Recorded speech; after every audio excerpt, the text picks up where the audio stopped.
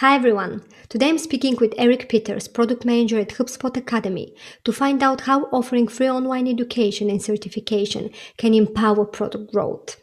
HubSpot Academy is the world leader in offering free online training for marketing, sales, and customer service professionals. With over 200,000 users to take care of and 5 years at the company, here is what Eric's got to share.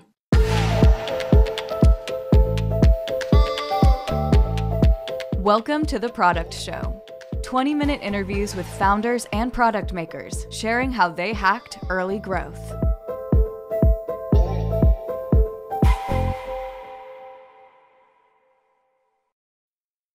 Hi Eric, welcome to The Product Show.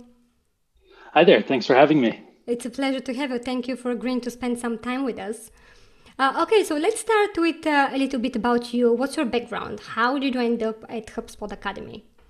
Sure thing. So I'm currently the product manager for HubSpot Academy, which is the application where all of our courses are taken. I started out studying technology entrepreneurship at a very entrepreneurship specialized school here or college here in Boston called Babson College. From there, I really wanted to get into a tech startup of some sort. So then I jumped over to a platform as a service company in Boston, worked there for 5 years, really fell in love with growth marketing and growth and working in sort of rapidly growing technology companies. And then in 2015, I joined HubSpot specifically to work on HubSpot Academy and the certification program. So I've been doing that. Back then, HubSpot Academy was much smaller team and had a lot fewer users. And so it's been really exciting to see it grow into what it's become today. And when did you launch it? When did you launch HubSpot Academy? HubSpot Academy actually came out much earlier before I joined HubSpot, back I think in 2012.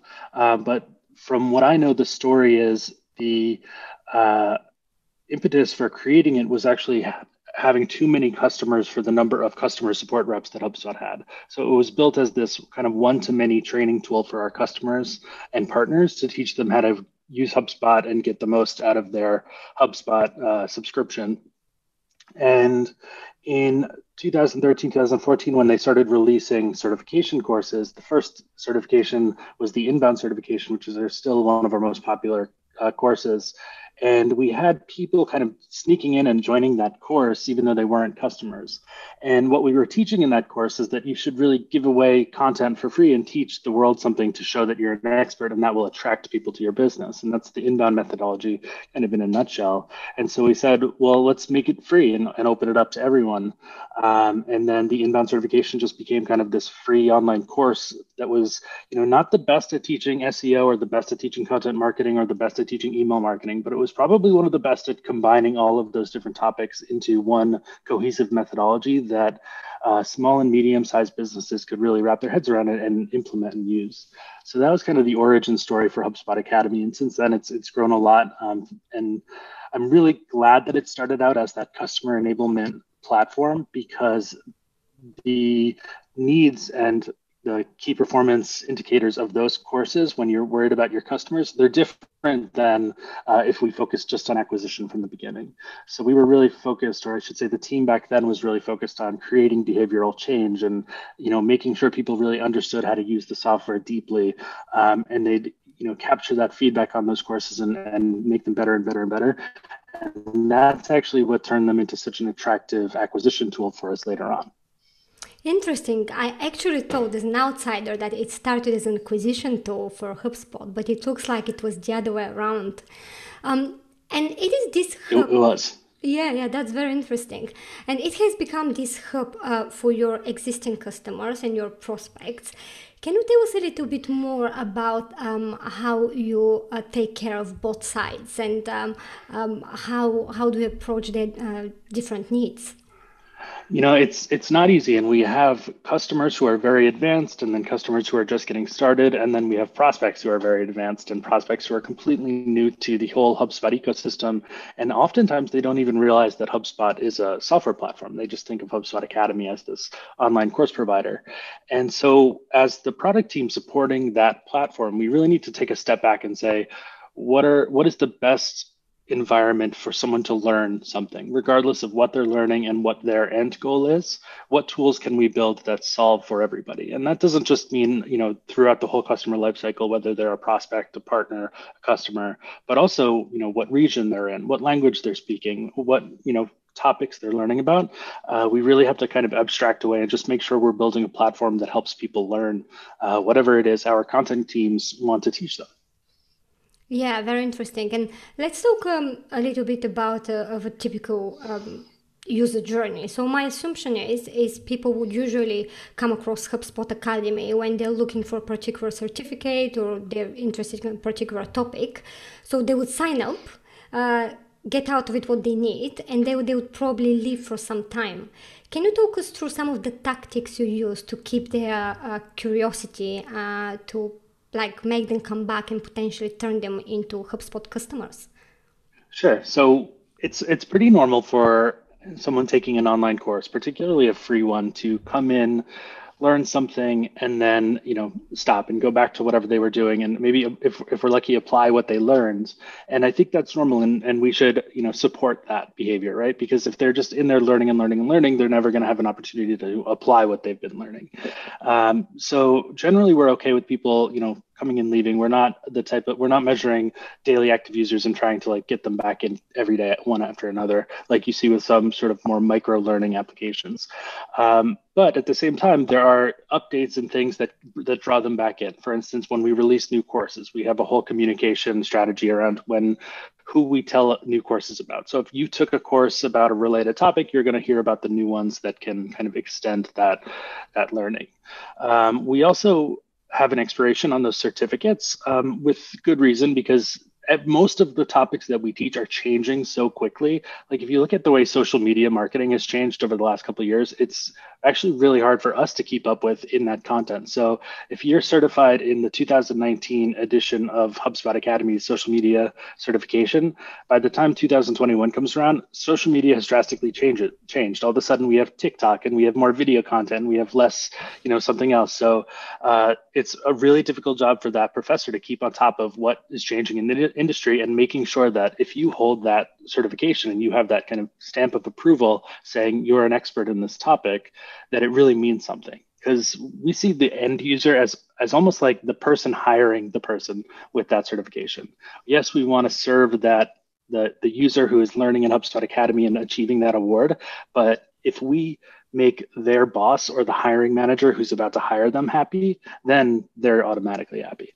Tell us a little bit more about how the content is created, how you identify what's needed. For example, you just mentioned TikTok, and also how you manage the relationship with the creators, because that's not just HubSpot sharing knowledge. You also have these intermediary stakeholders that impact your users. It is a powerful position, I believe, but also it looks like something that's tricky to manage. Sure, yeah, the working with content creators is tricky for certain, because on the one hand, we have many end users who have their own needs and wants. And then we also have a team of content creators who have their needs and wants. And we kind of constantly ask ourselves, do we help the content creators influence the end users, or do we just directly work on features that the end users want? A lot of times those overlap, sometimes they don't. And it's the times that they don't overlap that gets a little difficult. If we have a content creator who is teaching a particular topic where they want a certain type of quiz question or a certain type of asset in HubSpot Academy where it would in total be maybe 1 or 2% of the entire user base that would use it, but to that content creator that's really important to them to be able to teach the topic that they're teaching. So, and we also see that in different languages too. Like for some of our Japanese users, certain quiz questions and test methodologies are not the same as they would be in the US or in Western Europe. So there's some challenging kind of balancing acts between what we choose to work on that influences a large number of people and what we choose to work on that influences the content creators and how they create education. We have a lot of respect for the content creators. And yeah, we don't necessarily see it as a position of power as much of a position of servitude, because they're creating the product that people are signing up for. This is one of the few products at HubSpot where the product isn't actually the software and the application, it's the content. And we have to remind ourselves of that and realize that we're the stage and the platform on which the product that people are signing up for and getting value from come to. So we have a lot of respect for the content creators, and some of the processes that they use to create this content is incredible and has been honed over the years.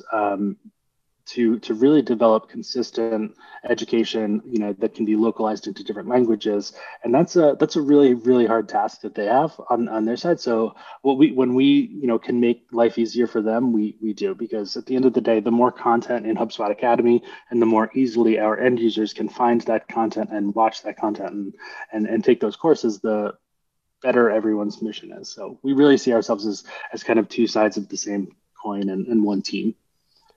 Yeah, perfect. Let's talk a little bit more about HubSpot Academy as a product itself, and I believe that's where your strengths are. I read an article that you wrote where you talk about building sustainable word-of-mouth demand through your users. I particularly like that you talk about exceeding expectations with building these delightful moments, because that's something what we're focused at here at Pony when building products for our customers. So can you talk a little bit more about these three principles of product-led word-of-mouth demand that you talk about? Sure, yeah, and I let's talk about the delight one in particular, because I think that's the most powerful of them. That concept of delight moments reminds me a lot of the concept of aha moments. So the typical aha moment or an activation point for a new piece of software or for a new user in an application is when they realize enough value to basically keep them active and keep them retained going forward. And when you have on the other side of that life cycle, when a customer, they also have an aha moment, but we like to call it a delight moment. It's when we go above and beyond what they were expecting. So they're happy with the software, they're still a promoter of it, or they might not be quite a promoter, but they're happy with it. They're good. And then if we can do something that exceeds their expectation in some way, then that's when we can kind of turn them into a promoter of the product. And that's a really powerful moment that I think a lot of applications and teams forget about, because they're very concerned with acquisition and monetization and retention metrics, but you can turn your existing customers into a really, really powerful acquisition engine for your company just by building in these delight moments and these times when they go from being a, good, happy user, sort of middle NPS, to a full promoter, where they're excited to tell their team about your product, or they're excited to tell the world about your product. And so one of the ways we do that is with certifications and with how we award the certification to the user. So we'll have confetti fall down from the screen and give them all these ways to share it on their social media profile. And then we try to make it look really official. And so we think about who's that person seeing this user's certificate for the first time, and are they going to be impressed by it? And we tend to think of there's a couple kind of personas there. There's the peer who is not necessarily an authority, but they're interested in what their peer has achieved and may want to achieve it for themselves. So we give them a way to an avenue into HubSpot Academy to help them achieve it.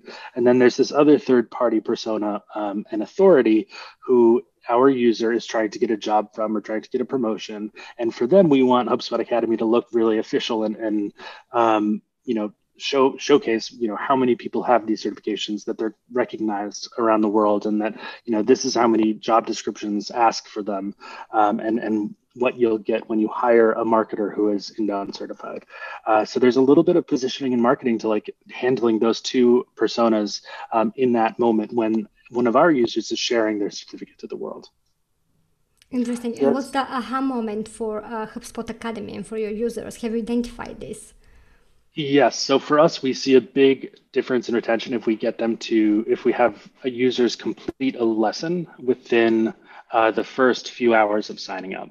So when they first join HubSpot Academy, if we can get them to, a point where they've completed a lesson, that's their first feeling of accomplishment. And a typical lesson, which is a part of a course, is 15 to 30 minutes. So it's pretty achievable by a large percentage of our new users. But it's that first time where we really feel like, okay, we've given you something and you've taken it away and now you've learned something. Hopefully it was a good first lesson to take, and we'll see you back here. Okay, brilliant. So that's when they realize, well, that's been really valuable for me and I want to share it with the world and probably continue Yeah. using it. Well, and the first reaction is typically like, oh, it's free. Like they don't expect it to be free, which is I think a really good first reaction to have. Yeah, it is. Have you ever done a small UX improvement or a product tweak that you believe had a disproportionately high value on the product and its performance? Something really small that you didn't expect it to turn into a big win? Yeah, I think the amazing thing about HubSpot Academy is going back to what we were saying about how there are different personas and people in HubSpot Academy who are trying to get different things out of it. Early on, we focused a lot on the certifications and what they could do for our users. There came a time when we were really bolstering HubSpot Academy as a acquisition channel, and we wanted to attract new people in. And we found that the people looking and searching Google for certifications were kind of different than people who are looking for online courses. And so we made this little positioning tweak where we just started referring to HubSpot Academy more as a online course provider, and the courses in HubSpot Academy as a online course rather than a certification. And we saw not only a big increase in organic search and kind of conversions into those courses, but also the type of user who is finding them was slightly different. So rather than having people who are looking for jobs or looking for this kind of badge of approval to add to their resume or their LinkedIn profile, which by all means we want those people too. Like there's no reason to not have those folks come in as well. But we saw more kind of business professionals who were like upskilling and just trying to learn the latest greatest tactics. And that was interesting because those users lend themselves more to monetizing and buying HubSpot because they had some challenge. They wanted to learn content marketing by taking an online course about content marketing. They didn't necessarily need a certification. They had a job that they were comfortable in and they were good, but the tools that they could then apply to do that content marketing strategy, they all exist in HubSpot. So it was kind of a nice, easy connection between, okay, here's this online course about content marketing. You can learn all these great strategies and tactics. This is really hard to do without some kind of automation and software to help you do it, particularly if you're, a small team in a small or medium-sized business. Here's a whole bunch of software, that can help you do that. And like the free tier of HubSpot has a whole bunch of tools that they can use to help improve their content marketing strategy. So just that positioning change kind of better aligned the new users with HubSpot software at the end of the funnel. Are these the two main user personas that you have at HubSpot Academy? People who are maybe kind of early in their careers and they're looking for ways to upgrade and to get certificates, and then you have the more experienced folks. Yeah, you could call them unseasoned professionals and seasoned professionals. And it's interesting, the seasoned professionals are either there for themselves to kind of stay relevant and stay in the know and stay up to date, but they're also there to suss out training for their team and help build out their team with these resources. So we'll see a lot of requests for seasoned professionals to be able to assign content and training to their teams. So we're always considering what kind of features we can do to enable that seasoned professional to refer their team to the training. And then the unseasoned professionals, they're much more focused on the certifications and the recognition of having a level of expertise because they're in that growth mode. They're moving up in their careers, and both of them find value in HubSpot Academy. I think the third, if there was one, is more lifelong learners who are just kind of interested in digital marketing and these kind of business tactics, which is always fun to do user interviews with them to see why they're in there and what they're trying to get out of it. Tell us a little bit more about the product metrics that you measure on the daily basis, something that you're really obsessed about at the moment. What is the one product metric you start your day with? We see our kind of North Star metric as those lesson completes, like the number of users completing a lesson and the number of lessons each of those users complete, because I really feel like that is the truest form of a trade of value between our product and the user. Like if they're finishing lessons and they're watching those videos, they're getting something. And, that means that they'll come back and all of the other metrics will benefit from that. And that also allows us to kind of step away from do we focus just on acquisition? Do we focus just on retention, just on monetization, just on, expanding the HubSpot ecosystem? Because we can just say, like, if we get more users watching lessons and we make that experience good for all users, then all of those metrics will go up and everything will improve. So the lesson complete is kind of the atomic number for us. And on average, if that's not a kind of internal secret, how many lessons do you have completed per user? It ranges depending on the type of user, but I would say, in a given day, it'll be 5 to 20, and it can go up to, the hundreds if they're watching a lot of courses. Another topic that I really wanted to discuss with you is the future of education. I know this is something you're really passionate about. Online education has really exploded in the last few years. We see it in the form of industry recognized certificates or niche courses and so on and so on. At the same time, traditional education is slowly becoming obsolete simply because it cannot keep up with the speed of technology. Do you think we are permanently moving to a world where individuals and companies like yours will be the educators that people want to learn from? Do you think universities and the traditional system will manage to catch up and adapt? And something that's been on my mind in the last few months is, do we really need a university degree in 2021, especially in product management and marketing? We'll see some hybrid of the two. I don't think it's quite I don't think we're going to see online education fully disrupt traditional education, because there are certain aspects of it that right now with the technology we have just cannot be replaced.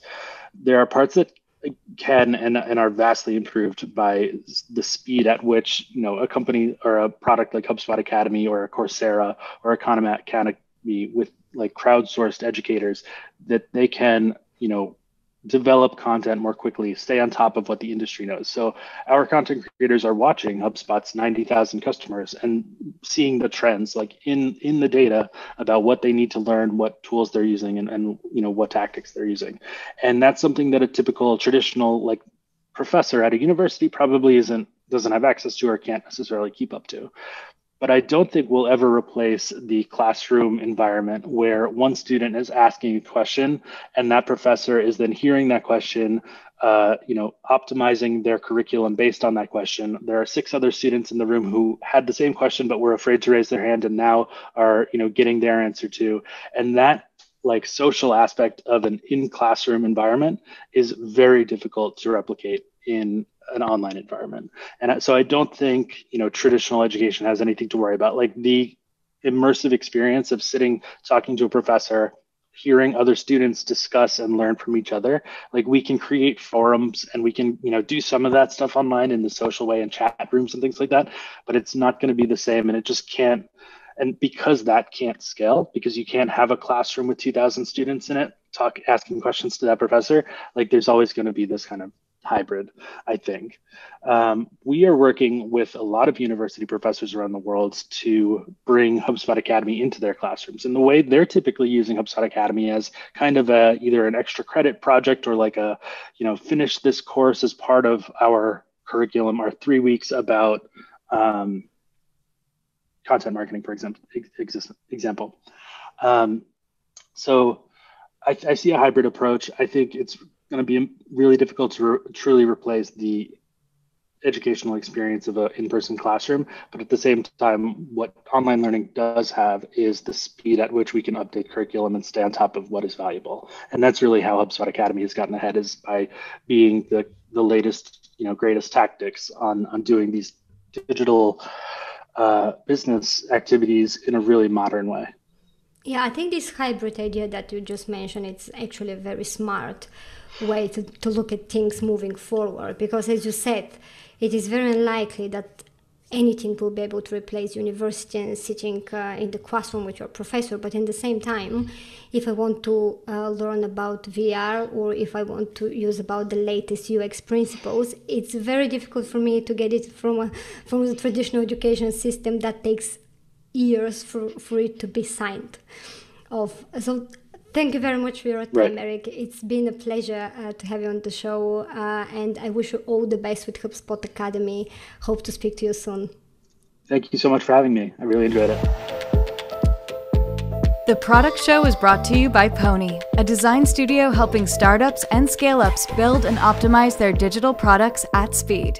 Check pony.studio to learn more.